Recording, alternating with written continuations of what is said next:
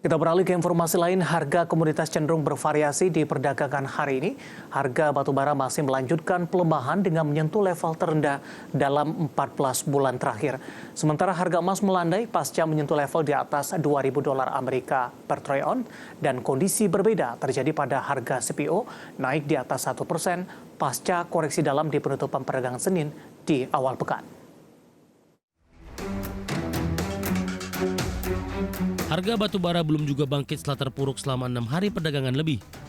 Pada penutupan perdagangan Senin waktu setempat, harga batubara kontrak April di pasar ICE Newcastle ditutup di posisi $174,05 Amerika per ton, melandai 0,57%.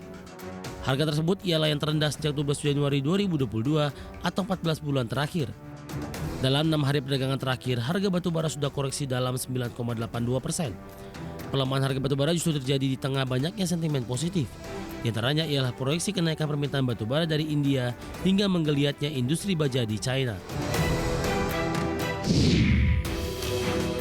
Harga emas mulai melandai setelah mengalami kenaikan signifikan.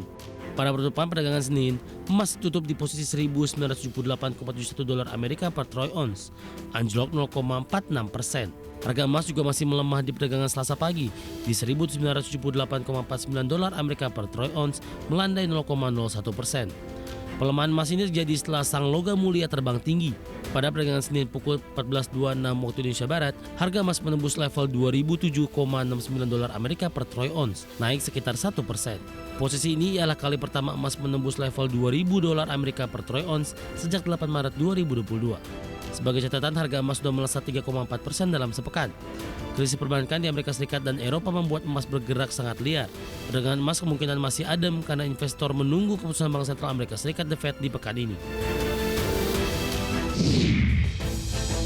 Harga minyak kelapa sawit atau crude palm oil di Bursa Malaysia Exchange terpantau menguat di sesi awal perdagangan Selasa.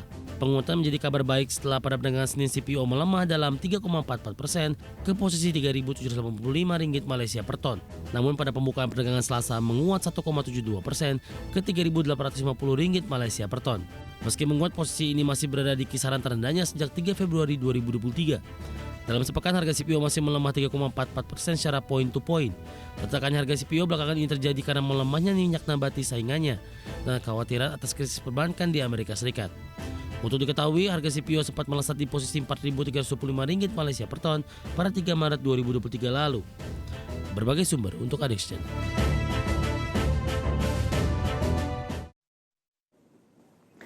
Dan bagaimana update terkini harga sejumlah komoditas yang berhasil diimpor oleh tim redaksi kami sampai sore hari ini waktu Indonesia Barat, di mana minyak WTI melemah di 0,90% di level $67,21 Amerika per barrel.